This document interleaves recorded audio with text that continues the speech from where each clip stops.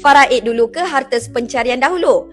Jawapannya, harta sepencarian akan ditolak terlebih dahulu sebelum bakinya itu difaraidkan jika ada perintah tuntutan harta sepencarian. Apa maksudnya di sini? Harta sepencarian bukanlah sesuatu yang automatik terlaksana. Sebaliknya, ianya sesuatu yang perlu dituntut di mahkamah. Mahkamah yang akan menentukan harta mana yang dikategorikan sebagai harta sepencarian dan berapakah peratusan yang lulus. Jika anda tidak membuat tuntutan harta sepencarian, maka tiadalah harta sepencarian yang nak ditolak daripada pusaka. Masalahnya di sini, kebanyakan orang suka declare sendiri.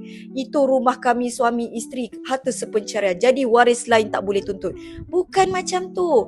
Kena bawa ke mahkamah. Mahkamah yang akan isytiharkan harta mana berapa peratusan yang lulus. Kesimpulannya di sini, harta sepencarian perlu diselesaikan dahulu, akan diasingkan dahulu, bakinya barulah faraid. Elakkan pusaka bertukar puaka, kita jumpa di video seterusnya.